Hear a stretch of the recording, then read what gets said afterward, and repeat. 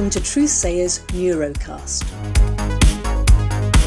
the podcast that brings together leading voices from business, science and technology to share reflections and stories on the value of open, honest communication. In this episode, we ask, why is embedding change so tough, and what can we do about it? Hi, I'm Simon Stapleton. I'm Chief Exec of Truthsayers, and I'm here with Mark Matheson, who is an Agile ways of working coach. So, hi, Mark. Do you want to introduce yourself? Yeah, hi there, Simon.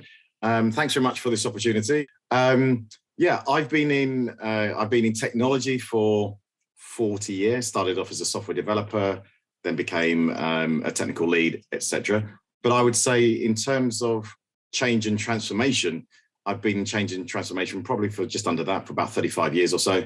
Finance has been my predominant sector, and investment banking and asset and wealth management has been the best part of that, with the occasional foray outside. And then I soon realised that actually finance wasn't so bad after all, so I always came back to finance. Now, I've known you for a little while now, and I consider you as a friend and a colleague. Definitely. And we've done a couple of small projects together, and I think we both organisations got a lot out of that because we learned a few new things. But I just wanted to ask you, in terms of change, and particularly leading change, as you've been full spectrum from grassroots right up to senior change leadership. Yes. Why is embedding change so difficult for leaders? The answers for me come twofold. One very much within your space as well, Simon. So the first is tangible and the other one is intangible. So the tangible reasons for me would be things such as the structures that are in place in an organization. An organization, you may as well say, is an entity in its own right. It's a living, breathing organism almost in its own right, which means that it has its own value systems, it has its own processes. Changing that is just very, very difficult. We all know that habits are obviously hard to change. So that's the first thing. I would say the actual tangible structures that are there.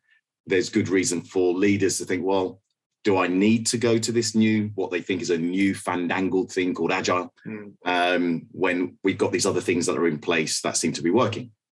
A second reason is, and this actually comes from a couple of organizations who I've worked with over the years, shareholder value.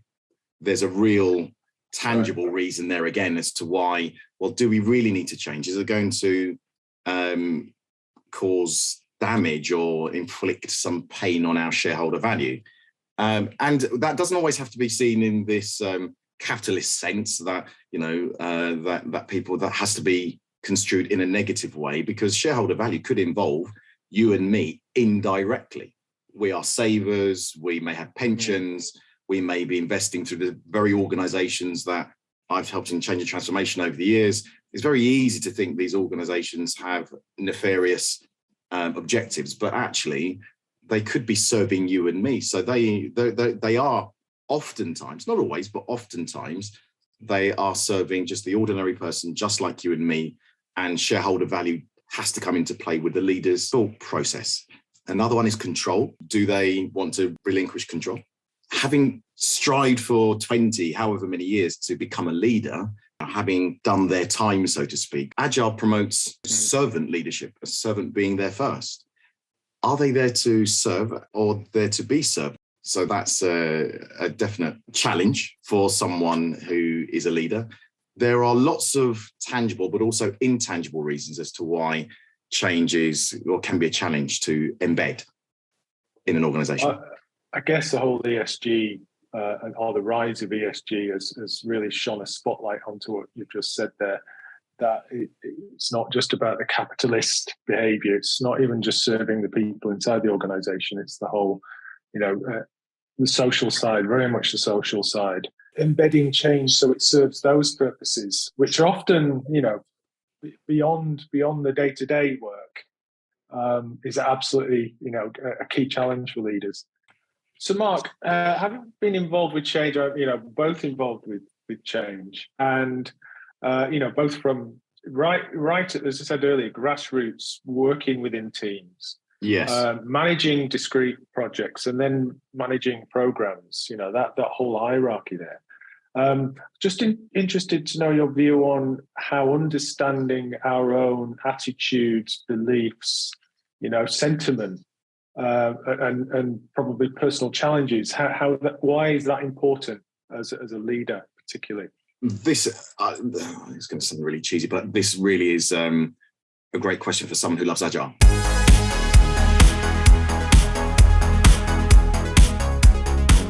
Because when I look at what Agile is trying to do for both individually and organizationally, because Agile is a fractal, methodology really, from micro through to macro. It almost doesn't matter what you're trying to measure using Agile. The scale, it is agnostic to the scale that we wish to actually see something and we wish to measure something. So when I look at Agile with the core values, 5 core values, as I remember them, CFORC, so courage, focus, openness, respect, and commitment. The 3 pillars of Agile, transparency, inspection, adaptation. And then the 5 events of Agile, but 2 in particular, the review and the retrospective. I know that these are more Scrum flavor Agile, but essentially Agile, all variants of it do these things to some degree or another. And when I take all those into account, Simon, those all give an individual, a team, and then an organization an opportunity to examine its own attitudes, its own shortcomings, its own strengths. And so when you take into account the transparency, inspection, and adaptation in particular, if somebody then has the courage to use those values and they're doing them on a regular basis, sorry, I've tapped into all 3 of those areas there, we're using the retrospective and the review in a tangible sense, because that's what organizations are really there for. First and foremost, they are there to deliver tangible value to its customers and to shareholders and to employees. The tangible things actually say, well, tangibly, have we delivered something? Have we delivered what the customer wants? So if the answer to that is, well, we don't really know, could it be because we haven't put in place some very simple mechanisms that enable us to be transparent to ourselves? Don't worry about to the outside world, but to ourselves. So if we say we have, great, we've got some mechanisms there to be transparent, then the next one is, okay, have we had the courage to inspect using those transparent means and mechanisms? Again, the answer is almost the binary one again, yes or no.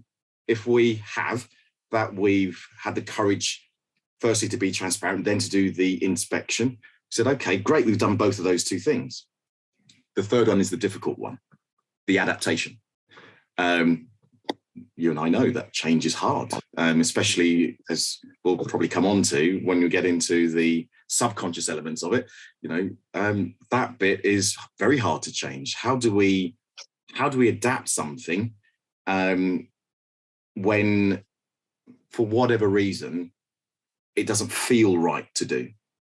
And sometimes we can't explain it with a tangible cognitive reason. Okay, this is the reason why. It's very conscious, it's very logical. Sometimes it just doesn't feel right.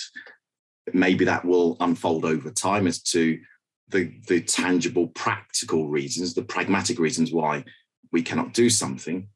But Agile, just to summarize all of that, those 3 areas, the values, the pillars, and the events, they give us a real opportunity to examine, as I said, individually and team-wide and then organization-wide, to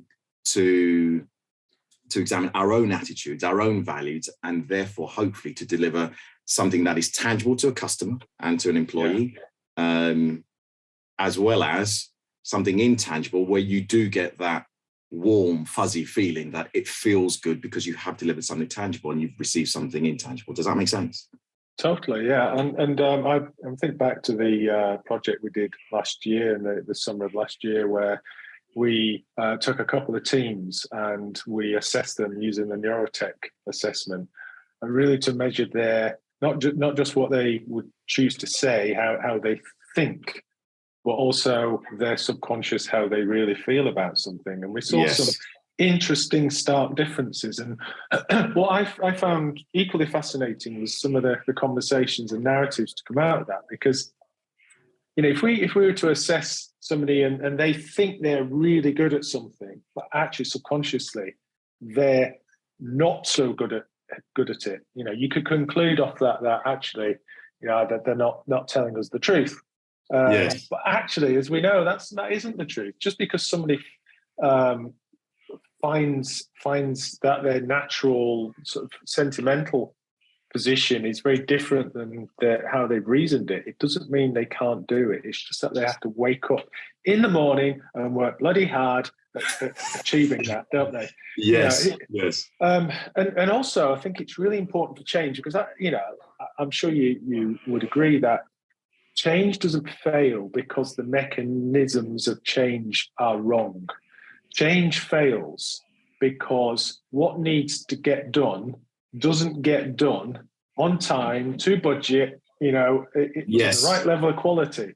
And often, as we know, things don't get done because they're really difficult. And agreed. When if I'm really good at one thing but bad at something else naturally, then I'm going to choose the things that are easy for me to do. Quite frankly, if I'm under pressure, time is running out, I'm going to do the things. I'm going to cherry pick the things that are easy for me from a attitudinal, from a brain power perspective. Yes, I'm going to leave the things that I struggle with innately. Yes, and actually, as we discovered, there are things that people do struggle with innately. That's true for everybody. You show me a person that doesn't struggle with something. When we understand ourselves and our innate challenges, we can then put something around it to support us in it. Or a manager, a leader can understand their team and how they're struggling, and put the right support or bolster resources or whatever. Definitely. I really enjoyed having those conversations with you, because in terms of our Neurotech solution, we learned a slightly different framing of the conclusions. Yes. Because it's a new domain for us. In terms of learning from that exercise that we went through last year, what were your big takeaways from it? Two that really stand out to me. Firstly, we know that with Agile, stand-ups are absolutely essential. They're part of those 5 events that enable transparency, inspection, and adaptation on a regular basis. Yeah. And one of the things that I found really fascinating, Simon, with a piece of work we did last year was lots of the team members were saying that they found the daily stand-up consciously, explicitly, they found them really valuable. They found them useful. They served the purpose that the daily stand-up is meant to serve, or as it's called in disciplined Agile, the daily coordination meeting, which is what it's really meant to do. It's meant to coordinate us toward that iteration goal that's been set by the product owner.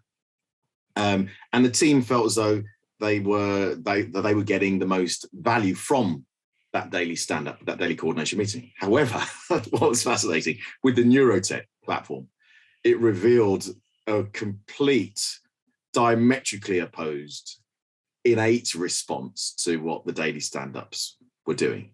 They didn't feel as though the daily stand-ups really served their purpose. They didn't feel that they were worthwhile and they were worth attending. That for me was a really great example of something that is so inherently, so strongly a part of an agile process, agile approach and agile methodology, something that's fundamental to it, that people who were engaging it didn't feel as though it was delivering the value that it should do, despite the fact that consciously, yeah, I turn up every day, it's 9:30, we're only there for 15 minutes, so it's a good use of my time. But actually, did you feel that way? That for me was a real enlightening moment. I've heard many times over the years that lots of people, oh, I don't see why I've got to do it every day. Okay, I kind of get that. But when they get to the end of a sprint, they see the benefits of it and they say, oh, okay, yeah, that worked for me then. But actually, the process or the journey through that 1 week or 2 week or 4 week sprint, as a case of me, they didn't feel as though it was worth it. They almost had to get right until the very end. And then there was this eureka moment, this eureka feeling of, okay, yeah, this was worth it. But so that was something that I wanted to change, that I wanted to see, what could we do that could get them to feel a bit better? And Simon, it was the most innocuous of things. So when we got to a retrospective, I then put that to the team. They saw for themselves what was measured by the Neurotech versus what they had explicitly answered, both individually and as a team. Individually, they got their own reports. Collectively, we looked at the team as a whole. And it was pretty consistent.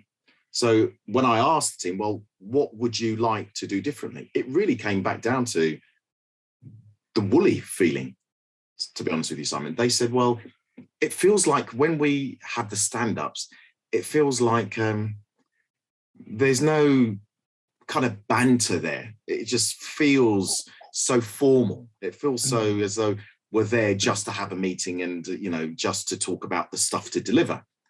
And when the team then talked it around in terms of the retrospective, they then decided for themselves to say, well, maybe we just spend the first 2 or 3 minutes just having a bit of a laugh and a joke. And when we then remeasured them, it was completely different. Something as simple as that. But organizations, with the best intent, I know that they put on like social events and all that kind of stuff, but those are one-time events and they're big, maybe every quarter, every half a year, or maybe even just every year. But people are going on their journey on a day-to-day basis. Those are the small stitches that bind them together. So what can they do on a small scale basis that enables them to feel good through that journey? That came through loud and clear for me. I mean, what was really pleasing for me on the other side of that was knowing that the platform itself had revealed something that you were probably never going to find out. And it's unlocked something which actually a real simple solution. I mean, I'd be lying if I said, in the programs I've run before, I haven't dreaded the stand-up meetings. Even though I've got to put on a brave face and smile and look as though I'm in complete control, I've absolutely dreaded it. Yes. Because it's been such difficult situations. And if I was to have been honest with the people who I was serving at the time, I'd have probably made some changes as well that would have just eased the tension, which would have made it a more congenial environment to work in. Yes. And probably because I'm speaking with hindsight, I didn't know at the time that that's how I was really feeling. So actually, I think, crikey, I wish I'd have had what we can now deliver at the time running that program. So it's really pleasing for me, who provides this platform as a service to people like yourself, to hear things like that. And there was one other stark great thing that came out from the platform and the use of it. There was a particular team member. She was very quiet, really quiet, lovely lady, really quiet. But when it came to the retrospectives, would never really. She wasn't the kind of character. She wasn't your type A personality. Consistent with her work, always delivered superb work. But when it comes to retrospectives and things like that, you always want to have the most diverse views and thoughts that come through, so that we actually take into account everyone in the team.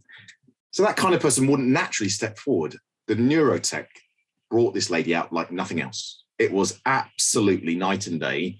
It was fantastic to see that somebody who was naturally quite reserved as a character, within a team setting at least anyway, was able to elicit, in fact, of all the people in the team, those who you would naturally have thought would be quite strident and give their views and their thoughts as to this new fandangled way of measuring how we feel about our work environment, how we feel about our team and delivering, you would have thought that they would have stepped forward, and one or two of them did, which was great.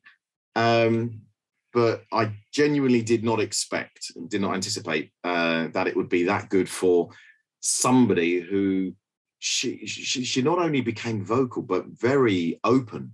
It produced a sense of openness, one of the core values of Agile. As you said, courage, focus, openness. It just generated, and because it did that for her, other members of the team who were equally quiet, they came out of their shell too. So there is a lot to be said for really getting under the skin, I suppose in a metaphorical sense, as well as even in a literal sense, really getting under the skin of both teams and individuals, using something that doesn't allow them to use the intelligence, and especially in tech, very intelligent people, to use that intelligence to say, oh, actually, no, I'm not like this, I'm like that, actually something that just says you have no control over your response necessarily, or you have not saying no control, very limited control to rule out an option that you might not wish to present. But actually it's giving you, it gave her opportunity to challenge herself back to the question before. She challenged her own attitudes as to, is that really me? But it was, I'm sorry to go on a bit about, but that was a really, really both a shining example of what getting under the skin can do with something like this platform, as well as enabling both an individual to operate in a much more expanded way within a team. It was fantastic. What Neurotech does is measure the nonconscious, innate, attitudinal response to whatever, and also you've then got an opportunity to answer those questions how you choose to, and it's the difference which is often the greatest.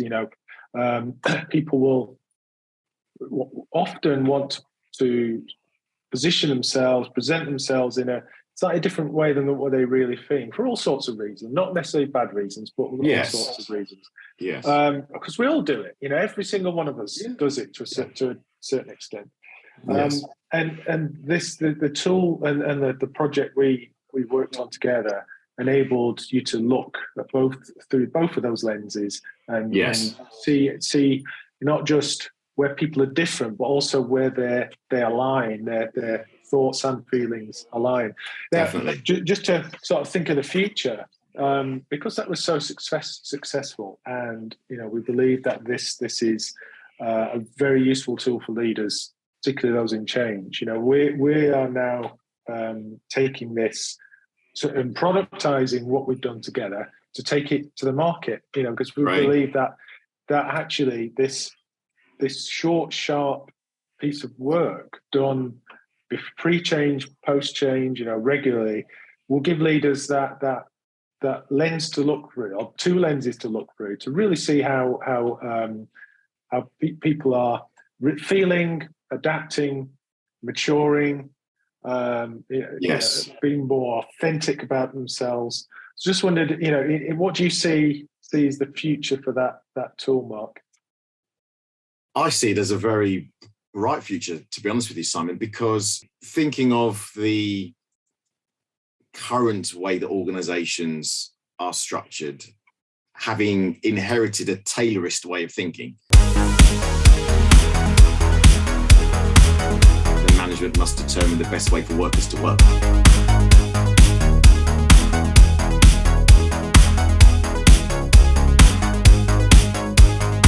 What's quite interesting about that is that although the Taylorist way, certainly for the tangible side of organizations, has been brought into the picture, what's been missing is that the Taylorist view also focuses on the intangibles, because it talks about harmony. It talks about cooperation. Support. It talks about developing the individual. That's the bit about Taylorism that people have just completely cast aside. And if we were to take all and to bring all of that back into the picture, you actually end up with something like a Neurotech platform, because actually having the ability to say to someone, well, this is what you're comfortable with, so let's measure that explicitly. Let's find out what you really think at this point in time. Yeah. So they give their heartfelt view, their thoughtful view as to how they measure against those particular things, but also to have that harmonic, cooperative development side, the intangible side of the individual also being measured. I honestly do believe that the organizations that genuinely latch onto that side of measuring an individual, don't like to use that word, but we know what that means in this context, allowing the individual to measure themselves intangibly without conscious bias, that organization stands a very good chance of getting all of the individual to work, as opposed to just the explicit conscious part, the part that they know they have to do. They have to go to work. They have to be there for. Actually, the reason why I want to go to work, because I've actually been able to look at myself through this intangible lens as well, this implicit bias lens. Oh, this is what I feel. Actually, I'm struggling with, I'll make it up, I'm struggling with attending a sprint review, because that's where we have to be open and honest and say, well, actually, we didn't deliver what you wanted us to deliver this sprint, and we did the same last sprint, and I'm feeling really, really nervous about that. Can an organization put something around an individual that says, we won't blame you. What we want to do is support you and find a way to make this work for you. How do we do that? We won't treat you as though it's a competence issue. We'll treat it as though there's something that we don't know explicitly what's going on. We believe that you want to deliver for us. Great. How do we make this work? It's almost as though there's a partnership going on, as opposed to a top-down, the part of Taylorism that people wish to take, as opposed to looking at all of that. So I think that any platform that lets an organization do both dimensions, tangible, intangible, and then allows that to unfold into a partnership between the leaders and those who they're serving, will end up in a very good space. And I think that leads to the tangible benefits of actually making more money for the organization, which is what they're there for.